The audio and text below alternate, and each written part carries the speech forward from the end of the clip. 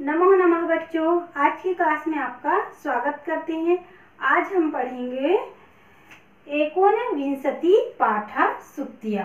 एकोनविंशति पाठा सुक्तिया यानी 19 पाठ हम पढ़ेंगे। इसको संस्कृत में 9 दशा पाठा भी कहते हैं। तो सुक्तिया को आज हम पढ़ेंगे। असाइनमेंट में हम इसको सुक्तिया को भी दिए हैं, इसीलिए इसको एक बार अच्छे से समझ लें। तो सुक्तिया को पढ़ने से पहले हम इसके शब्दार्थ को समझ लें। सुखस्य यानी सुख का, सुखस्य यानी होता है सुख का, मूलम यानी होता है जड़, मूलम यानी होता है जड़, धर्मस्य यानी होता है धर्म का, जन्मभूमि यानी होता है जन्म स्थान, जहाँ हम जन्म लिए हैं वह स्थान, हर्तव्यम यानी हरण करना या चुराना, तपः यानी तपस्या, तपः यानी होता है तपस्या, स्वर्गस्य यानी स्वर्ग का, स्वर्गस्य यानी स्वर्ग का, विनश्यति यानी नष्ट होता है, कुर्यात यानी करना चाहिए, कुर्यात यानी करना चाहिए, ज्ञानवताम यानी ज्ञानियों के लिए, अहंकार समः, अहंकार समः यानी अहंकार के समान, अहंकार के समान। अब सुक्तिया देखते हैं। सुखस्य मूलम धर्म, सुख का, जैसे हमको सुख प्राप्त करना है, सुख की प्राप्ति करना है तो क्या करना चाहिए? सुखस्य मूल धर्म, सुख प्राप्ति करने के लिए हमको धर्म के मार्ग पर चलना चाहिए, न कि अधर्म के मार्ग। किसी के प्रति अहिंसा को नहीं, हिंसा को नहीं अपनाना है, हमेशा सत्य के मार्ग पर चलना है, अहिंसा के मार्ग पर चलना है, किसी को मार पीट कर हिंसा नहीं करना है। वही क्या है? धर्म है। उसी से हमको क्या मिलती है? सुख की प्राप्ति होती है। दया धर्मस्य जन्मभूमि, दया जो है धर्म का जन्मभूमि है। हमारे में अगर दया नहीं रहेगा तो हमारे में धर्म भी नहीं है। हम कहीं जा रहे हैं, एक बुजुर्ग व्यक्ति जा रहे हैं और उसको रास्ता भटक गया है तो रास्ता दिखाना हमारा काम है। पानी प्यास लग रही तो उसको पानी पिला दो, है ना, गिरा है उसको उठा दो। यही क्या है? हमारे मन में उसके प्रति क्या है? दया है। तो वही क्या है? दया ही क्या है? धर्म की जन्मभूमि है। दया नहीं है तो धर्म भी नहीं है। जिसके मन में दया है वही क्या है? धर्म के मार्ग पर चलता है। मूर्खेषु विवाद न कर्तव्य, मूर्खों के साथ कभी विवाद नहीं करना चाहिए। मूर्ख व्यक्ति है वह विवाद में उलझ जाता है तो उसके साथ उलझना नहीं चाहिए, उसके बात को नकारते हुए वहां से हट जाना चाहिए। मूर्खों के साथ विवाद करने से क्या लाभ? क्योंकि वह तो हमारी बात समझ ही नहीं रहे, तो इसीलिए कहा गया है मूर्खों से कभी भी विवाद नहीं करना चाहिए। कर्तव्यम न हर्तव्यम, दूसरों के धन का हरण नहीं करना चाहिए। दूसरे के धन का हरण नहीं करना चाहिए। दूसरे के धन को देख के लालच नहीं करना चाहिए, हरण नहीं करना चाहिए। दूसरे को धन को देखकर ईर्ष्या नहीं करना चाहिए। ईर्ष्या करने से, दूसरे के धन को ईर्ष्या करने से क्या वह धन हमारे पास आ जाएगी? नहीं आएगी, और बल्कि क्या होगी? अपने मन में और चिड़चिड़ापन होगा। उसके पास इतना धन है तो हम क्या, हमारी शरीर विनाश की ओर जाता है, नाशवान होता है। इसीलिए किसी के धन को चुराना नहीं चाहिए। इसीलिए कहा गया है कर्तव्यम न हर्तव्यम, दूसरे के धन को कभी हरण नहीं करना चाहिए, चुराना नहीं चाहिए। नास्ति सत्यात् परम तपः, सत्य से बढ़कर, नास्ति सत्यात् परम धर्म, सत्य से बढ़कर इस दुनिया में कोई तप नहीं है। अगर जो इंसान सत्य के मार्ग पर चल रहा है उसको किसी और तप करने की जरूरत नहीं है। जंगल में जाके सालों तक तप करने की जरूरत नहीं है। सिर्फ मन में सत्य के मार्ग को अपनाओ, हमेशा सत्य बोलो, झूठ कभी ना बोलो। यही क्या है? हमारे लिए सबसे बड़ी तप है। क्योंकि हम काम में जा रहे हैं और हमको तपस्या करने की जरूरत नहीं है, क्योंकि हम अपने जीवनापन के लिए काम में गए हैं और हम हमेशा सत्य के मार्ग पर चले, गलत रास्ता पड़ने से, तो वही हमारे क्या है, हमारे जीवन में सबसे बड़ा तप है। शरीरम न विनश्यति यस यस कीर्ति, यस यानी उपकार करने वाले शरीर, नाम कमाने वाले शरीर, दया दिखाने वाला शरीर और धर्म दिखाने वाला शरीर, यही क्या है, यश प्राप्ति शरीर, यही क्या है, यश प्राप्ति की, क्योंकि वह दया दिखाया है, धर्म के रास्ते पर चला है, हमेशा सत्य बोला है, वो दूसरों की मदद किया है, वही क्या है, यश रूपी शरीर है, कीर्तिमान रूपी शरीर है। यह कभी नष्ट नहीं होता, सिर्फ शरीर मात्र से नष्ट होता है, लेकिन उसका नाम, उसका उपकार कोई नहीं भूलता, इसीलिए कहा गया है, अर्थात शरीर के नष्ट होने पर भी उसका कीर्ति कभी नष्ट नहीं होता, उसका उपकार कभी नष्ट नहीं होता। न दिवा स्वप्न पूर्वा, दिवा यानी दिन, दिन में स्वप्न नहीं देखना चाहिए, दिन में स्वप्न नहीं देखना चाहिए, केवल कल्पना लोक में भ्रमण नहीं करना चाहिए। रात में गहरी नींद है तो हमको स्वप्न आते हैं, तो वह कभी कभी अच्छा भी सपना रहता है, वह कभी कभी डरावना भी रहता है, लेकिन इंसान जो है दिन में स्वप्न देखता है। दिन को तो सोने के लिए ज़्यादा नहीं बनाया है, 1 घंटा सो लिए, 2 घंटा, लेकिन पूरा आराम करने के लिए रात को ही बनाया है।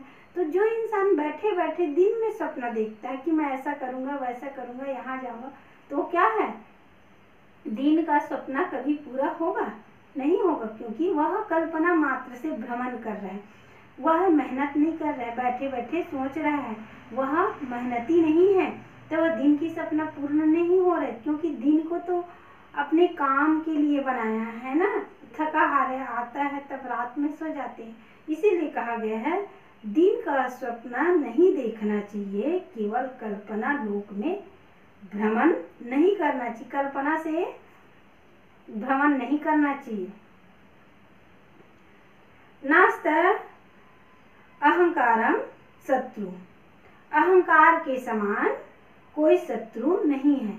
हमारे मन में किसी चीज का अहंकार हो गया, धन का या विद्या का या रूप का या बल का, तो अहंकार जो है क्या करता है, अहंकार के समान, अहंकार के समान दूसरा कोई शत्रु नहीं है, क्योंकि अहंकार हमारे मन में आ गया, किसी चीज को लेकर आ गया, तो अहंकार हमको उस अहंकार के प्रति और आगे बढ़ते जाते हैं, और खुद एक दिन अहंकार जो है हमारे मन की अहंकार क्या करता है, हम ही को मार देता है। अहंकार, क्योंकि हम अहंकार में जी रहे हैं, किसी को दया नहीं कर रहे हैं, अहंकार रह कर रहे हैं, कोई रूप का, कोई बल का, विद्या का, ऐसे करते हैं ना, तो ऐसे नहीं कर, क्योंकि अगर धन का अहंकार भी करे तो उसको उपकार के लिए प्रयोग करो, किसी के गरीब को बांटो, दया दिखाओ, और धन का सदुपयोग नहीं कर रहे हो, खाली अहंकार दिखा, तो वह धन आपका किस काम का, वह आपको ही नष्ट कर देता है।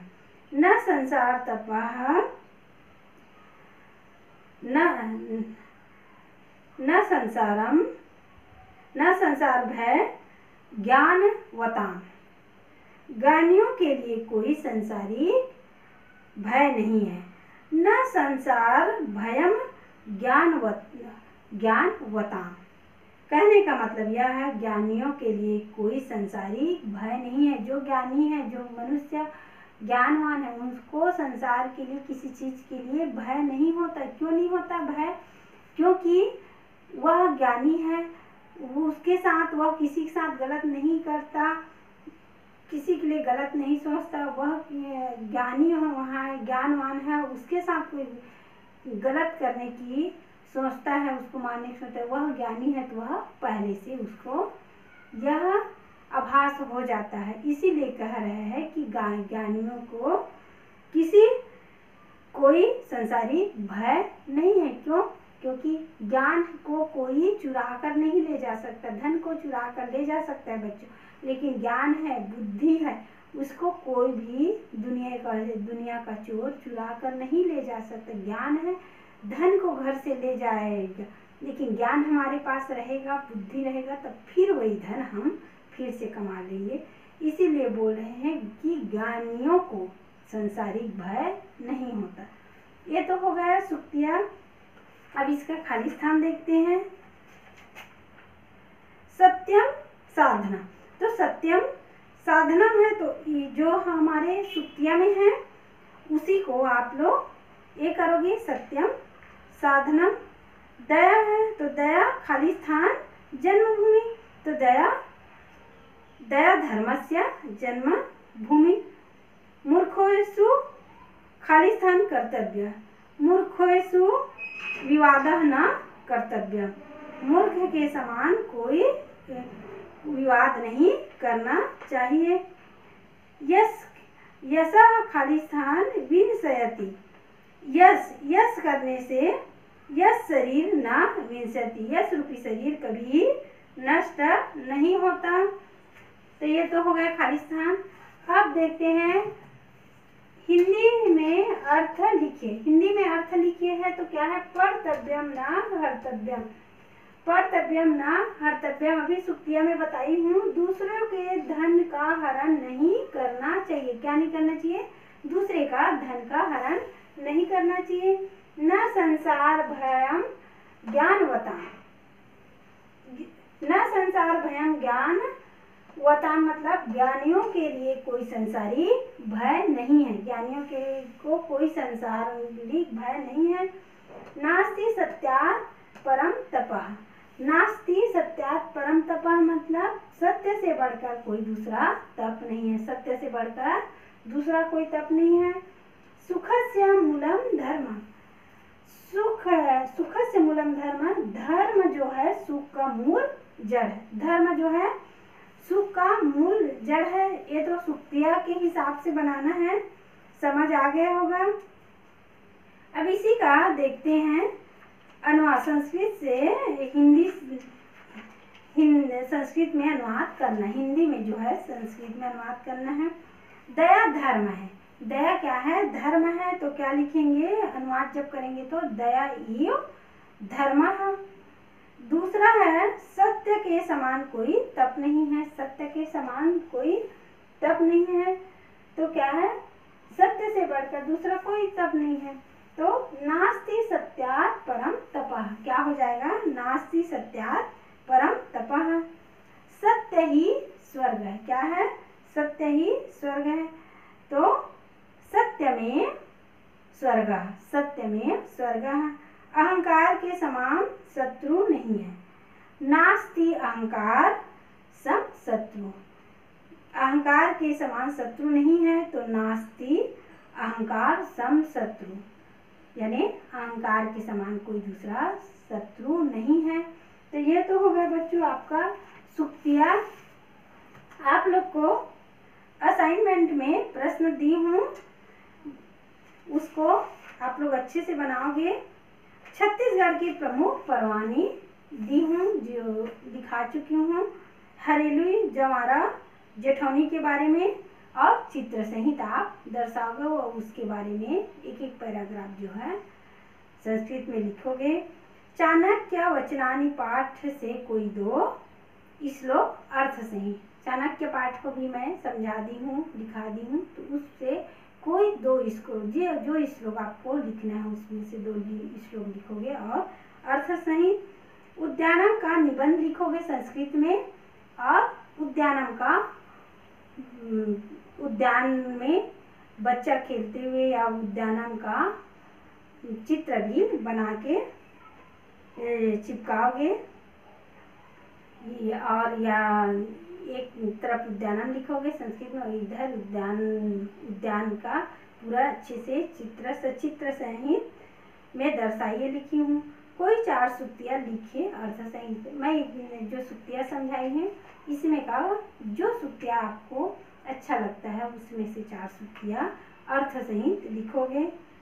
किसी 4 पक्षियों का नाम संस्कृत में, पक्षियों का नाम भी दिखा दी हूँ, जो पक्षी का नाम संस्कृत में लिखोगे और उस पक्षी का चित्र भी बनाओगे। तो जो पक्षी का चित्र आपको बनाना है, जिसका नाम लिखना है उसको लिखोगे और अच्छे साफ सुथरे अक्षरों में लिखोगे और अपना असाइनमेंट जो तारीख दिया है, जो डेट दिया है, उस डेट तक अवश्य रूप से, निश्चित रूप से बनाकर लिखकर जमा करना।